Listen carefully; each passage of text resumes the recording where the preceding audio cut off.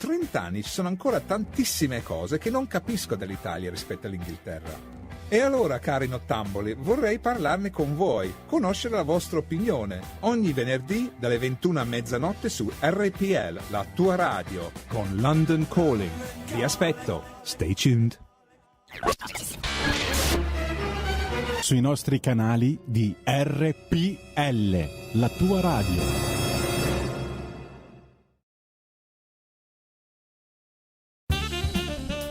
Va ora in onda Lingue e Dialetti.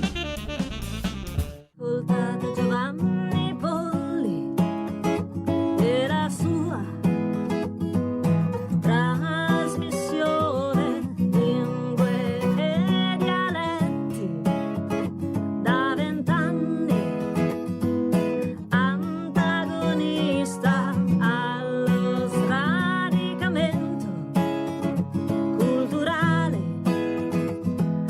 e alla glottofobia. Ascoltate Giovanni Polli. Per sempre.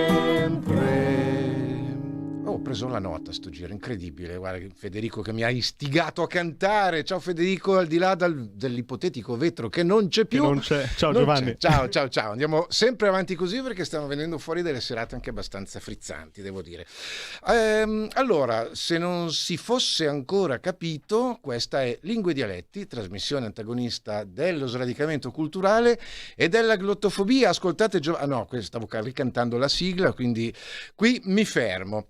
Veramente siete stati fortunati perché io notoriamente non ho, ancorché sia quasi un musicista, ma purtroppo mi manca la capacità di cantare, proprio non l'ho mai sviluppata, non l'ho mai studiata e normalmente si fa sotto la doccia questo lavoro qua, no? C'è il microfono aperto con la nota giusta, è incredibile, sia un segno del destino.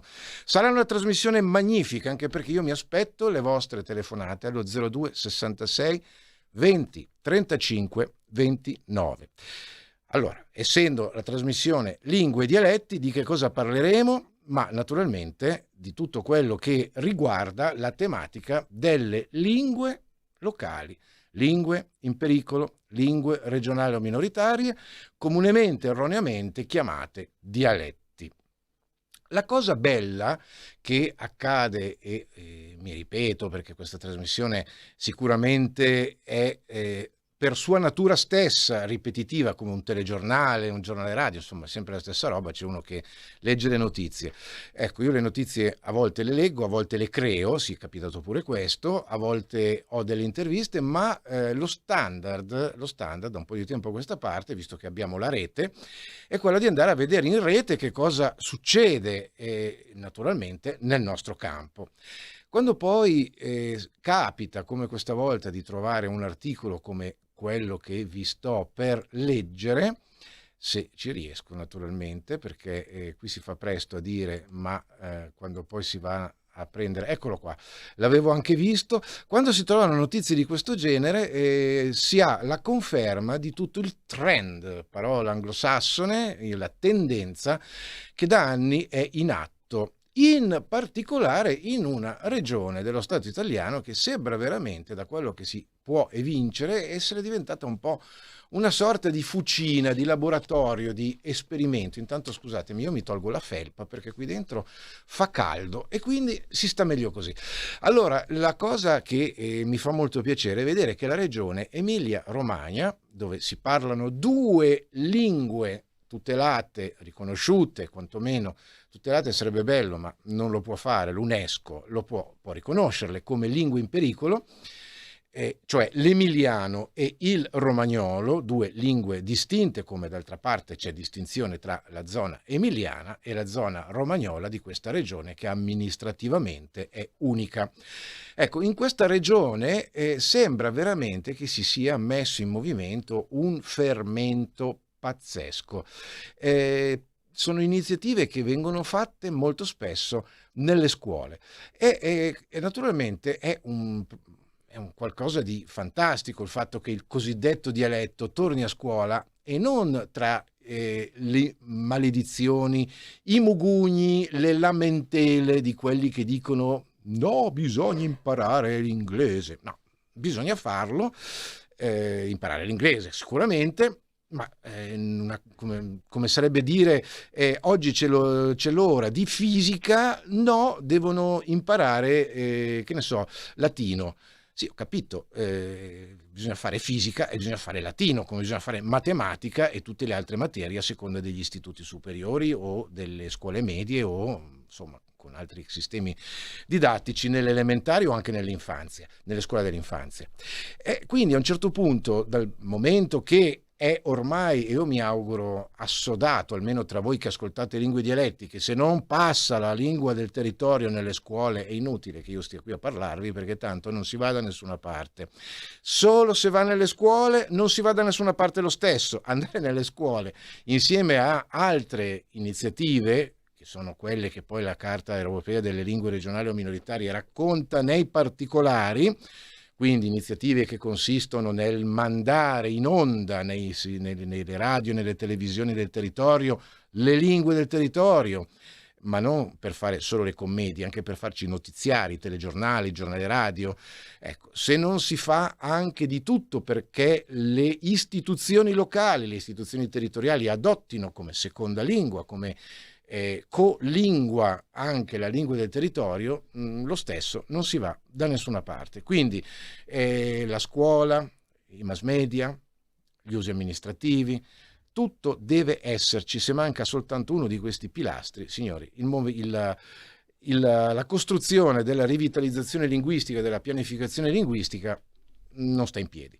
Quindi è inutile che si dica no, a scuola no, a scuola sì, e se a scuola no, allora è inutile fare anche tutto il resto, perché ci sono questi passaggi che assolutamente non sono prescindibili. Tutta questa tirata per dirvi che c'è un articolo che parla proprio di questo. Lingue di confine, il dialetto e la scuola. Ciclo di incontri a Rimini. Allora, la notizia è quella di questo ciclo di incontri che partono da martedì 9 novembre a martedì 7 dicembre al Museo della Città di Rimini. Quindi sicuramente un applauso a scroscio incondizionato per gli organizzatori, ma io credo che ci sia anche il comune. A me non interessa sapere se il comune è rosso, verde, blu, a pallini, nero, viola, no, non mi interessa. A me interessa che un comune faccia il bene della città, e fare il bene della lingua locale è sicuramente il bene di una città, perché è una cultura, è una parte della storia e dell'identità stessa della città, la lingua del territorio, di una città o comunque di un territorio. Quindi a me non interessa chi lo faccia, diceva il famoso aforisma, no, di Mao Zedong, che non importa il colore del gatto, ma importante è che acchiappi il topo. Quindi a me il colore del gatto non interessa, ma importa che si portino a casa iniziative a favore delle lingue del territorio, ma dove le lingue del territorio vengono viste come un dato positivo, e non è così scontato e banale, perché avendoci lavorato per qualche decennio, io vi dico che andare a dire a qualche genere di amministratore, e non è detto che poi ci sia anche la divisione per colori, tendenzialmente purtroppo sì, ma non è detto. Qui si tratta di apertura mentale dell'individuo più che di corrente politica. Ma andare a dire a un amministratore ho una bella idea per rivalutare la lingua del territorio, ma si sta lì a perdere tempo col dialetto. Non è una risposta di default, ma molto spesso arriva. E quindi quando si vede al contrario che qualche cosa funziona, ma che bello, ma che bello, ma che bello. Il dialetto non sta fermo, perché poi leggere anche come vengono date queste notizie allarga il cuore. La notizia ve la sto leggendo da altrarimini.it. Altrarimini.it, il portale di scusatemi, ho messo una R in più. Altarimini.it, il portale di informazione di Rimini e provincia, eccolo qui. È anche molto bello come viene data la notizia, perché il dialetto non sta fermo, perde terreno nell'uso quotidiano con l'avvicendarsi delle generazioni, mentre si trasforma e si adatta nell'italiano regionale. Quello è vero, è una santa e triste verità. Non diciamo ancora tutti invornito?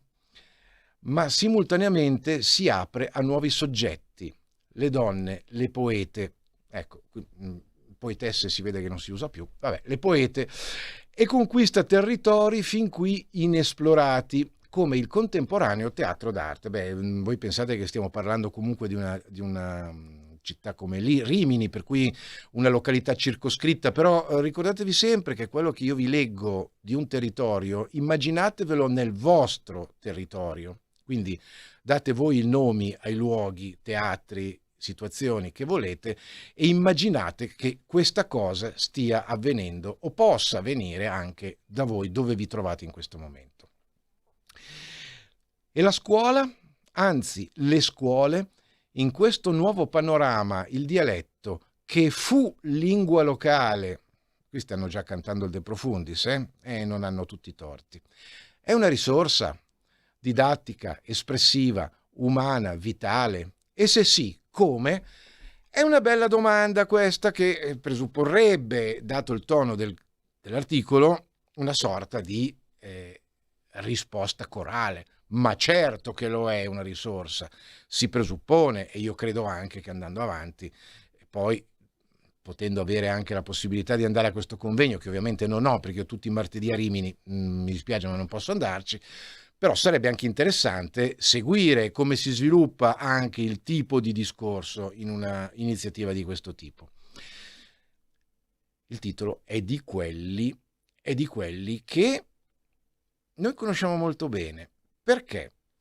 Quante volte, a partire da quel 2005, facciamo un po' di storia, anno in cui nel trentennale della scomparsa di Pierpaolo Pasolini, per la prima volta questi microfoni, questa trasmissione, ha ospitato la voce registrata chiaramente di Pierpaolo Pasolini in un convegno che era già stato pubblicato come atto scritto, ma non ancora come documento sonoro. Il convegno, svoltosi a Lecce, era proprio incentrato sul tema del dialetto a scuola. E chi più di Pierpaolo Pasolini aveva qualche cosa da raccontare sul tema del dialetto a scuola? Lui che aveva iniziato la sua carriera di scrittore con la lingua friulana, lui che aveva esercitato la sua capacità e la sua versatilità adottando il romanesco delle borgate con i ragazzi di Vita, con Vita Violenta, i romanzi del cavallo tra i 50 e i 60, gli anni 50, fine anni 50, inizio 60, adesso cito a memoria, cito a braccio l'epoca. E chi meglio di lui che aveva denunciato la scomparsa delle culture, delle 1000 Italie soffocate dal nuovo fascismo della civiltà dei consumi, chi meglio di lui avrebbe potuto raccontare qualche cosa del dialetto a scuola. Quindi sono passati dal 1975 a oggi, fate voi il conto, io per non fare svarioni non lo faccio, sono 41, dovrebbero essere qua, vabbè, sono qua, quanti sono? La mia matematica, Federico l'ho messo nei guai. 2021 dal 1975 sono al volo. Vabbè. Prendo la calcolatrice. Sì, ma ci stiamo anche un po' giocando naturalmente, perché noi qui siamo tutti dei matematici sveglissimi. Comunque a partire da quell'epoca il tema del cosiddetto dialetto a scuola 46, io ho detto 41, me ne mancavano 5, cerco sempre di andare indietro, lo sapete, ormai quando passate una certa età si diminuisce sempre. Va bene, grazie Federico. Così io mi prendo un altro 3 di matematica subito e risolviamo il problema. Sono abituato sin dai tempi del liceo. Allora, va bene, ci stiamo veramente un po' divertendo. Quindi il dialetto a scuola, continuiamo a parlarne, a partire appunto, ma ce ne sono stati anche sicuramente prima, anche perché i miei grandi maestri da Barbatoni Bodrie a Gustavo Buratti sono stati docenti di scuola, per cui il tema è sicuramente da ben più di 60-70 anni, è dai tempi di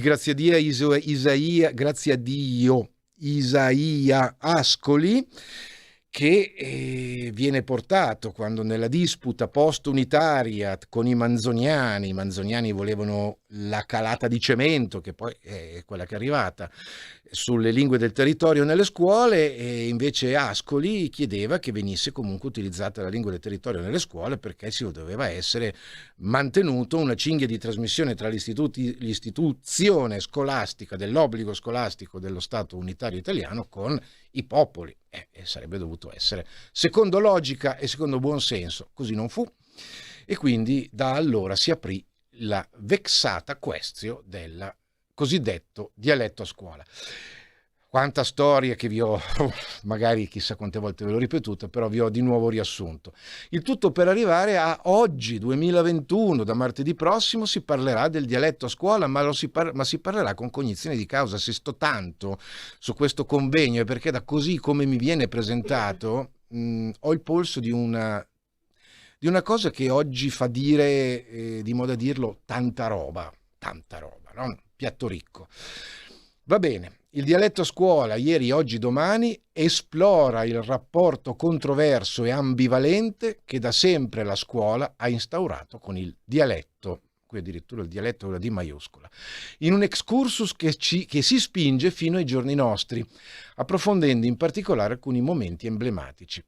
Attraverso 5 incontri rivolti agli insegnanti, alle scuole e alla cittadinanza, in programma al Museo della Città da martedì 9 novembre a martedì 7 dicembre, parliamo di Rimini, esperti, studiosi, insegnanti, poeti affronteranno il tema del rapporto tra scuola e dialetto, a iniziare da Giuseppe Bellosi, etnologo, glottologo e poeta, che parlerà della riforma gentile in Romagna. Ecco, pensate un po', anche andare a vedere. Io onestamente non sono mai andato sul terreno della riforma gentile per cercare di capire che cosa aveva combinato o non combinato, anche se all'inizio c'erano dei testi adottati, qui non c'è nessun elogio, sto facendo storia, ma all'inizio soprattutto del ventennio fascista c'erano dei testi, mi sono passati tra le mani, dedicati alle scuole elementari, in cui c'erano effettivamente dei brani, delle poesie, dei testi nelle lingue del territorio. Ecco, poi quando il nazionalismo fascista è arrivato a proibire l'uso delle lingue del territorio, proprio proibirlo nel senso proprio di proibizione, è chiaro che anche quei testi non hanno fatto una bella fine, almeno dal punto di vista dell'uso attivo. Poi si sono conservati, non sono stati bruciati, meno male, perché oggi possiamo comunque testimoniare anche che cosa è stato fatto o non è stato fatto in questo campo e in questa epoca, nell'epoca che vi ho citato prima. E comunque questa avventura dei convegni, degli incontri, prosegue, perché a raccontare della nuova vitalità della lingua del territorio, ecco, a me piace molto sottolineare queste espressioni che sono nella prosa giornalistica attuale, no? Per cui si parla tranquillamente poche righe prima di quella che fu la lingua locale, poi ci si spinge in avanti e si ipotizza una nuova vitalità della lingua del territorio. Bene, l'ottimismo è un dovere, altrimenti, se non fossimo ottimisti, io che ci farei qua davanti a questo microfono, non lo so. Quindi l'ottimismo è assolutamente dovuto a ogni battaglia ideale e anche concreta. Quindi sarà Francesco Gabellini, poeta e drammaturgo dialettale, ma anche insegnante. È bello anche questo fatto che ci sono gli insegnanti che scrivono in lingua del territorio, che poi ne parlano, che poi sicuramente li portano in classe, senza che nessuno abbia nulla da eccepire, come dovrebbe essere sempre, ma come non è stato. Chi vi parla ha 10 anni di esperienza di progetti pilota didattici per portare la lingua piemontese a scuola, dal 1997 al 2007. Qualche cosa da raccontare ce l'ho e ve l'ho anche raccontata a suo tempo. E andiamo avanti, perché questo incontro ha un titolo: Birichin, dialetto a scuola, testimonianze di laboratori nelle scuole del Riminese. Quindi apprendiamo leggendo semplicemente un articolo che tutti possono trovare digitando la parola chiave nel motore di ricerca, per sapere che nel Riminese si tengono laboratori di dialetto a scuola. Ma voi lo sapevate?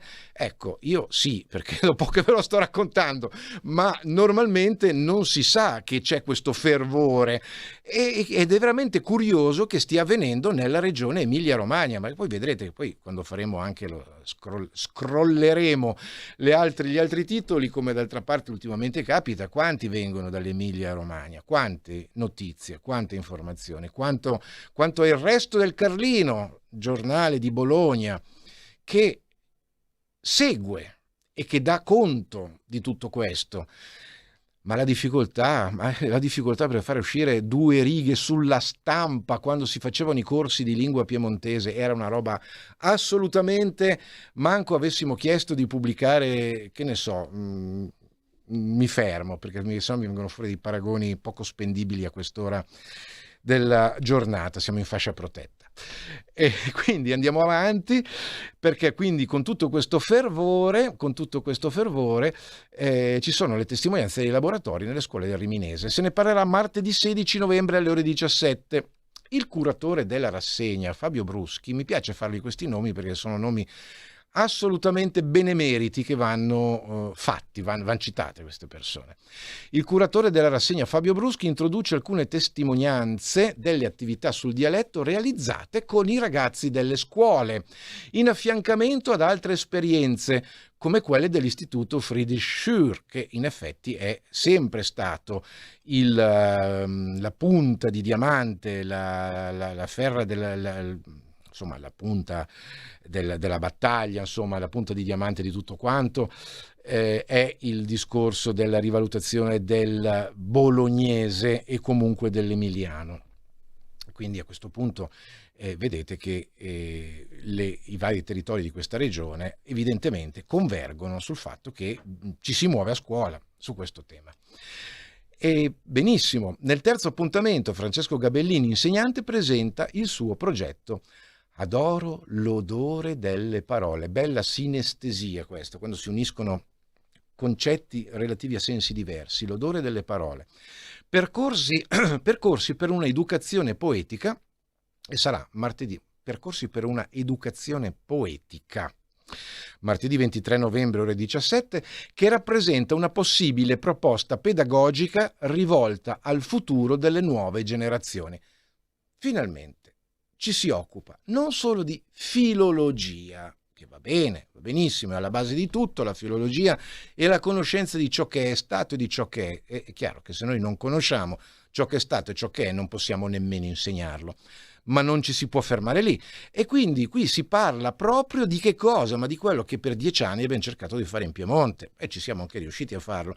Non siamo mai riusciti a fare un convegno di questo livello, ma non per mancanza di volontà degli operatori, ma evidentemente per mancanza di volontà delle istituzioni che sì, finanziavano e davano dei soldini, non tanti, nessuno è diventato ricco, nessuno credo ci abbia nemmeno mai guadagnato, perché si andava in pari con le spese, almeno per questa è la mia esperienza.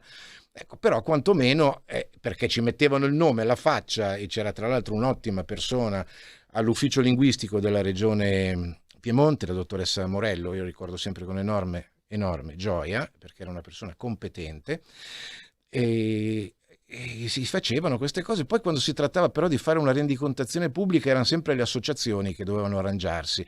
Cappelli istituzionali ne abbiamo visti pochi nei momenti di rendicontazione del lavoro fatto, perché poi sostanzialmente tanti dicevano i soldi pubblici che si sperperano nel dialetto, patate, perché espressione gergale per dire un cavolo, ecco, perché questi soldi pubblici non erano sperperati ma erano investiti, come si investono nell'educazione scolastica, si investono nel mantenimento dei monumenti, si investono nell'insegnamento della lingua italiana, e nessuno dice che sono sprecati. E perché devono essere sprecati nell'insegnamento della lingua del territorio, quando tra l'altro sono le istituzioni europee che lo chiedono? Quindi cerchiamo un attimo di allinearci a una visione che sia coerente, credo, con se stessa, non dico tanto, ma con se stessa.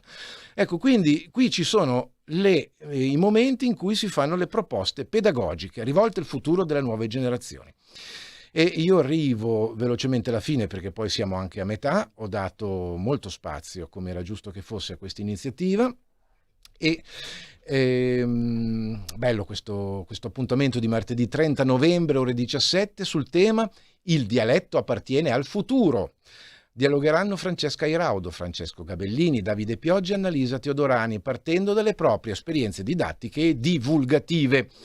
Chiude il ciclo Gabellini, poeta, con la presentazione Nivere, poesie in dialetto riccionese, martedì 7 dicembre ore 17, introdotto dalla poetessa, meno male che qui si scrive poetessa, e insegnante Francesca Serragnoli. Il ciclo di incontri a cura di Fabio Bruschi per lingue di confine 21 è promosso dai musei comunali di Rimini con il contributo, eccolo qui, arriviamo, del Servizio Patrimonio Culturale della Regione Emilia-Romagna ai sensi della legge regionale 16/2014, salvaguardia e valorizzazione dei dialetti dell'Emilia-Romagna.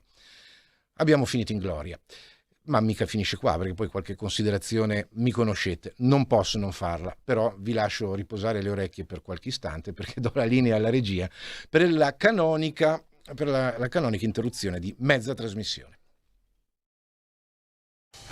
Porta con te ovunque RPL, la tua radio. Scarica l'applicazione per smartphone o tablet dal tuo store o dal sito radiorpl.it. Cosa aspetti?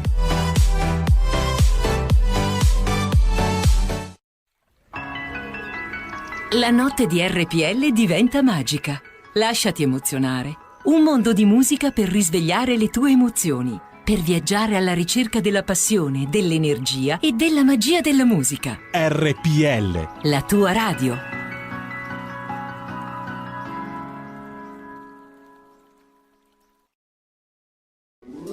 Stai ascoltando RPL. la tua voce libera, senza filtri né censura. La tua radio. Ma vedete che quando poi ci sono dei registi come già il celebrato e grandissimo veterano Giulio Cesare Carnelli, che non sono solo registi ma sono anche redattori, e Federico ormai è proprio lanciato su quest'onda di collaboratore attivo di lingue e dialetti, e lui ringrazia, ma sono io che ringrazio lui, perché poi giustamente mi ricorda che c'è una canzone che sta andando fortissima in questo periodo, ed è una canzone che unisce la lingua lombarda alla lingua emiliana. E voi sapete che se parliamo di canzoni di questo periodo con lingua lombarda e lingua emiliana, non posso che non soltanto ricordarvi che un certo Davide Van der Sfros e un certo Zucchero ne hanno fatta una, ma ve la faccio proprio ascoltare, così le orecchie ve le riposate bene. O Lord Vardagiò.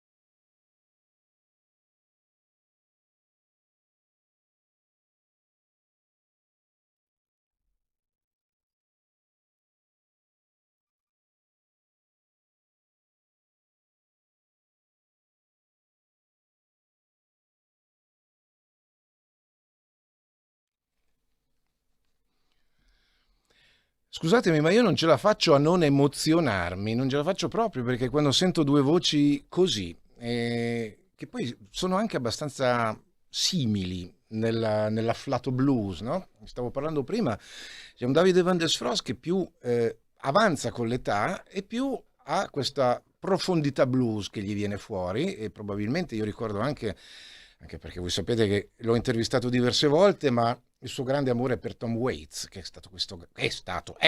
questo grande cantautore americano che si è arrocchito sempre più, no? Poi vabbè, ha anche uno stile di vita molto rock, se vogliamo, molto modì, e quindi ci sono anche altre cause fisiologiche, se si vuole, per l'arrocchirsi della voce di Tom Waits. Zucchero, anche lui, insomma, sono invecchiando, migliorano queste voci, niente da fare. Poi trovarle insieme, trovarle unite sulla lingua del territorio con un gospel di questo genere, scritto con la capacità poetica che noi sappiamo, vabbè, l'emozione è decisamente forte. Abbiamo ricominciato la seconda parte di Lingue e Dialetti, che scivolerà fino alle ore 20:25 per chi ci ascolta naturalmente in diretta.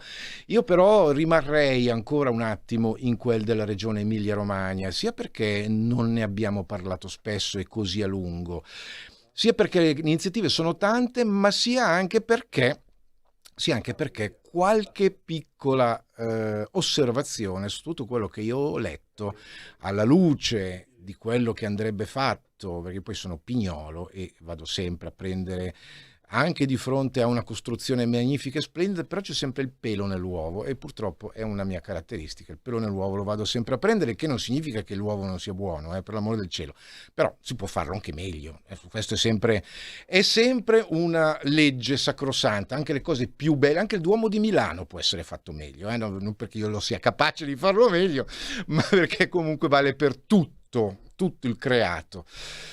Abbiamo una telefonata. Pronto? E hai nominato tante volte l'Emilia, stasera ne somiglia quella della Romagna, ma sì. Non sei l'Emilia della Romagna, ma sei l'Emilia di Como, e quindi sempre... È già 2 volte che tu continui l'Emilia Romagna l'Emilia Romagna la fa.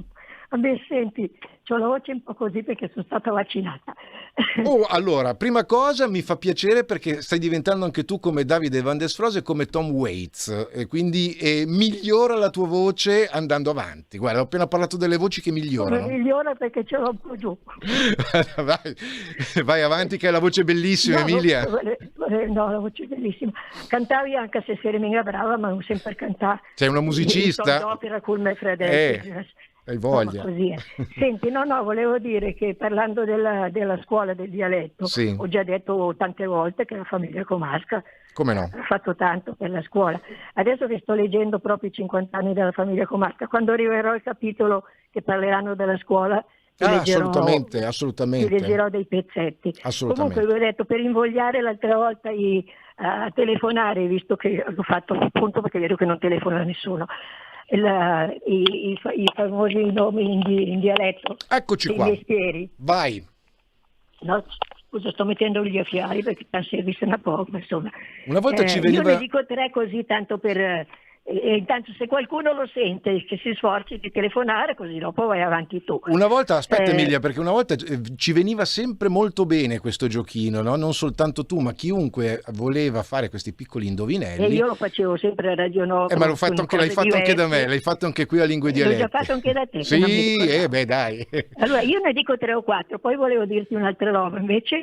il muletta è anche abbastanza facile. Il muletta, la piscinina, il mercandisant, il bigliettari, il mazzadur, allora, il bindelè. Ecco, io adesso li ho detti, poi non mi... così passa un'altra cosa. Se qualcuno ha sentito questi nomi... Allora, fermati qui Emilia, adesso te li faccio ripetere, perché io ripeto adesso il numero di telefono. Perché li ho presi uno qua, uno là, aspetta un po'. 0266 20 35 29, ogni tanto mi impapero pure io col numero, che è una sorta di giochino, non si vince niente se non un grandissimo abbraccio da lontano di Emilia, e vi garantisco che sono abbracci che fanno molto bene questi. Senti, ne dico due, non facci caso a quelli se non li hanno segnati, perché li ho qui tutti in fila, sai, ormai sono diventata una pastrignona. Per esempio, un lustrur, un lampadè, perché questa ho anche la spiegazione che magari posso darle alla fine se sai. Fermati qua, lustrur e lampadè, fermati qua perché abbiamo una telefonata. Abbiamo una telefonata. Pronto? Ciao Giovanni, Gigi. Gigi, allora tu che vieni da Bergamo devi assolutamente conoscere i nomi dei mestieri in Comasco. Sì, almeno ma guardi, deve guardare. Provaci. È lucidatore di mobili. E poi o Scampaner mi è sembrato di sentire, perché non ho capito bene la seconda. Adesso non mi ricordo più, cos'è lei che l'hai detto tu adesso? Se lei il campanello che anche suonare il campane. Allora, prima di tutto andiamo in ordine. Il lucidatore di mobili sarebbe il lustrur, secondo te, Gigi? Il lustrur, sì, con la diaresi, con la U finale. Con la lustrur lucida mobili, e si diceva che gaureva l'oli de gomba. Oh, allora hai già vinto un abbraccio di Emilia, assolutamente. Chissà che bellezza. Lascialo dire a lui, scusami, ti sei mai abbracciata da sola per saperlo? Sì, ma non l'ho mai visto. Dai. Gigi, ne hai altri di proposte? Forse ho detto il lampadè. Lampadè. Se lo sa. Visto che ho la soluzione, prova a dirlo. Vai. Lampadero, io avevo capito il campanello. No, lampadè. Nato nel 1787. Io potrei sembra uno che aggiusti i lampadari, però non lo so, da noi si dice tutt'altro. Quanta Milan? Io avrei un'idea. I primi erano i lampadaioli. I lampadè andavano in giro di notte, pizzai, eccolo qua, infatti era quello che mi stava venendo in mente. Io volevo l'abbraccio di Emilia, ma non me l'hai fatto dire perché hai dato la risposta. Oh, scusami. Ma dai, ci mancherebbe altro. Comunque allora, mi veniva... Vai. Va bene, allora qui con questo la finisco, perché volevo dire un'altra roba che adesso non mi ricordo più. I detti dei lavoratori, le fa e desfa, le tutto un lavorà. Questo ce l'abbiamo tutti più o meno, Questo è... E dopo qui c'è tutta la storia, cosa vuol dire e il significato. Certo. Ecco. Lascia coi piedi più, sai cosa vuol dire? Pede pium, lasciare con i piedi... Lascia coi piedi più. Adagio. E quelli che lavorano lo fanno piano piano, coi piedi più. Sì. Vabbè, ma il bergamasco è troppo bravo, basta. Io mi ritiro e lasciamo parlare bergamasco. Emilia, ma tu tornerai con questo quiz perché è simpaticissimo. Sì, guarda, bisogna che li metta giù belli in fila. Adesso avevo qua il libro e allora che c'ha più me. Allora ti aspetto, guarda, oltre all'armoire dell'Emilia abbiamo anche il quiz dell'Emilia, no? Ti travesti da Mike Bongiorno, che visto che l'abbiamo conosciuto almeno... Io facevo sempre i miei quiz con la musica classica, con la musica leggera, esatto. Col teatro. Va bene, basta. Mi ritiro. Un abbraccio a te questa volta, grazie Emilia. Sentiamo. Sapete qualcosa della signora Lia? Che io ho telefonato, non ho notizie di Lia. Lia. Lei mi ha detto di non telefonare perché faceva fatica, allora non so più niente. Indagherò perché ho mandato un messaggio, adesso la tempesterò di messaggi. Ecco, voi con i messaggi magari intendete. Sì. Va bene. Grazie mille, un abbraccione, saluto buona serata. Un bacione, ciao.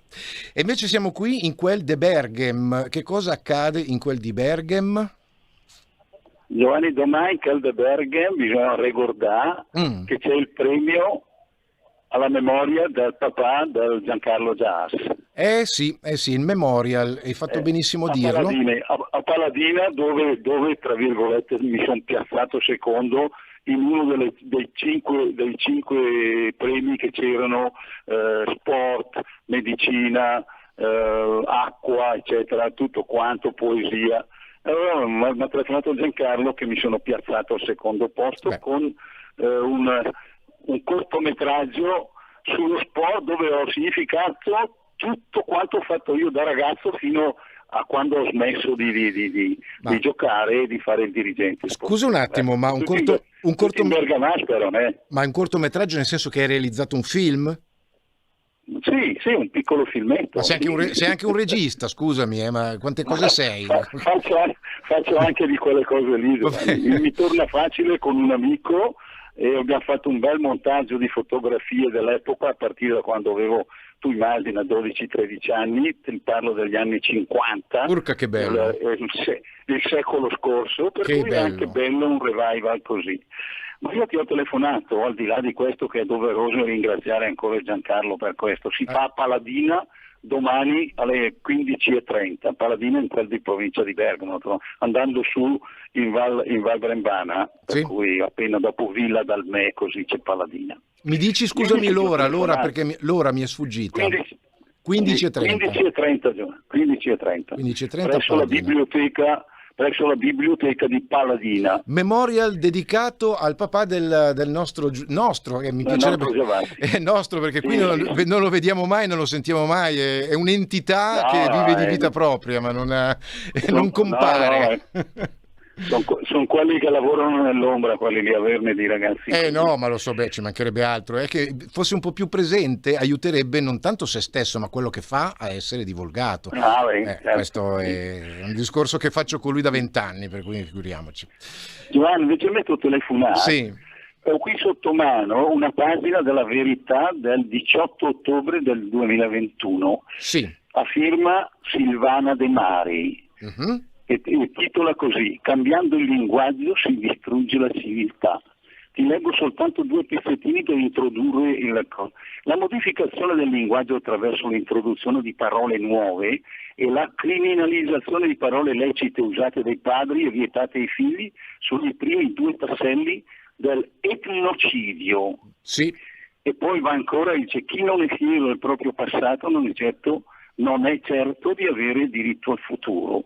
E poi invece è una frase di un americano che dice che le civiltà non muoiono di omicidio, muoiono di suicidio, perché quando la civiltà è dormiente, il primo che passa sveglio ti mette i piedi in testa. Ma è ovvio. È una pagina veramente bella perché è verbo /2. Sicuramente la Silvana nella ritrà di nuovo va avanti ancora con questo discorso. Tu senti, visto che allora fai una cosa, visto che sei un osservatore evidentemente di quella testata e di quella pagina e di quell'osservatrice che è la giornalista che ha scritto, tieni d'occhio se ci sono cose.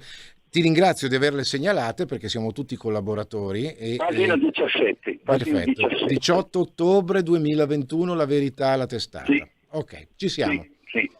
Perfetto.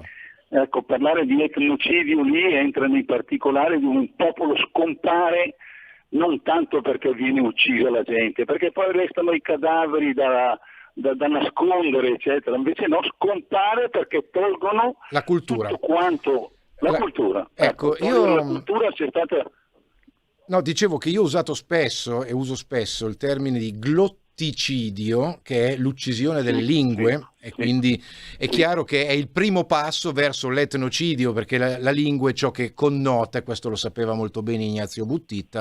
Ecco, la lingua è il primo tassello, è il primo mattone dove si costruisce tutta una civiltà, perché non veicola soltanto dei significati ma anche dei valori nella lingua stessa. I valori soprattutto. Esatto. Sì.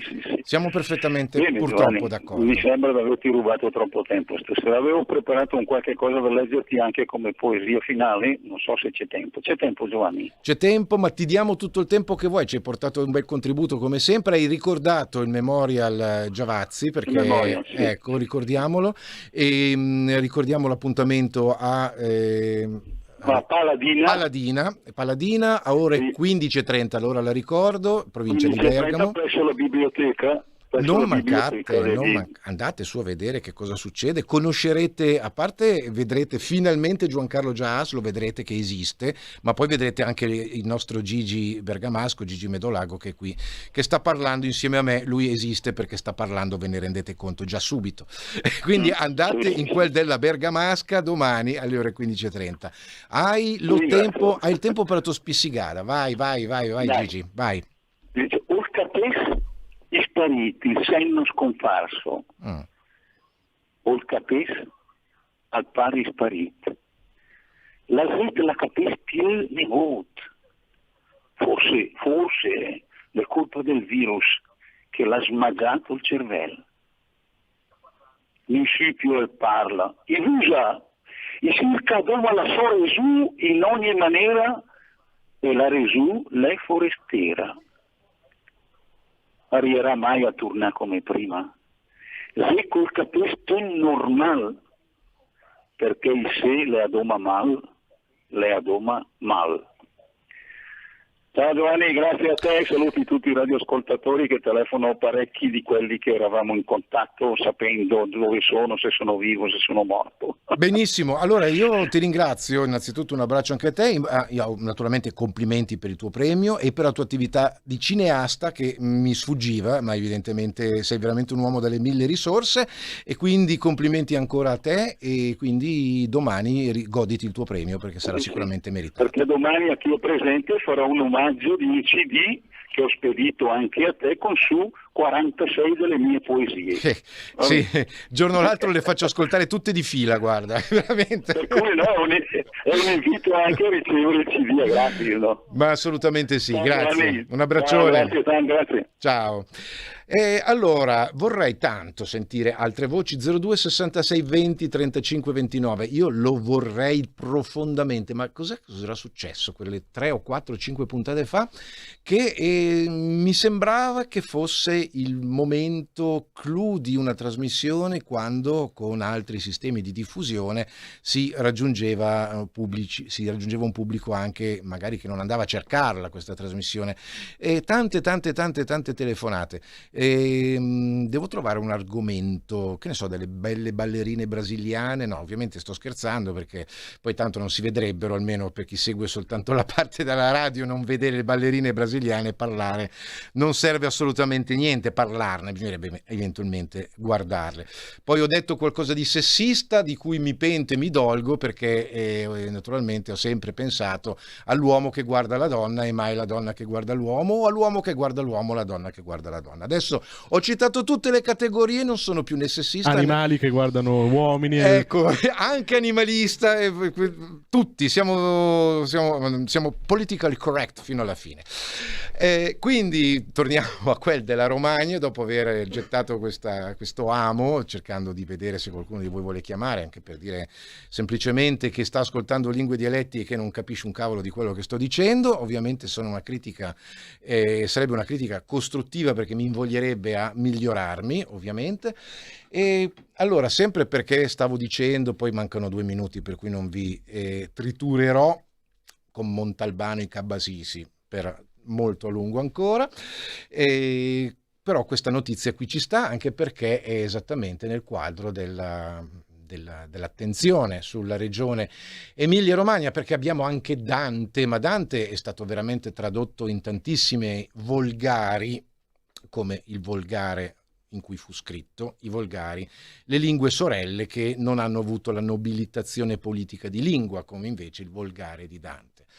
Altri volgari hanno avuto la loro Divina Commedia, che è la stessa di Dante, tradotta. Qui ce n'è una evidentemente molto interessante perché è stata presentata è una traduzione storica questa, Dante in dialetto romagnolo, parliamo di Longiano, quindi siamo veramente in quel della regione di cui ho parlato fino adesso. Dante in dialetto romagnolo, la Fondazione Tito Balestra, le traduzioni in vernacolo, parola che mi fa male al cuore, della Divina Commedia. Domani sarebbe bello trovare una data, domani è proprio domani, guardate un po', 5 novembre l'articolo, quindi domani per chi ci ascolta in diretta, e domani sabato alle ore 16:30 al centro di una conversazione con lo studioso Giuseppe Bellosi. La Fondazione Tito Balestra Onlus di Longiano continua nel suo lavoro di ricerca e di divulgazione a corredo della mostra Le pagine di Dante, chicche dantesche della Donazione Angelucci, allestita presso l'ex chiesa Madonna di Loreti, visitabile fino al 31 dicembre prossimo. E guardate un po', sono numerose le versioni in romagnolo di brani o canti interi della commedia.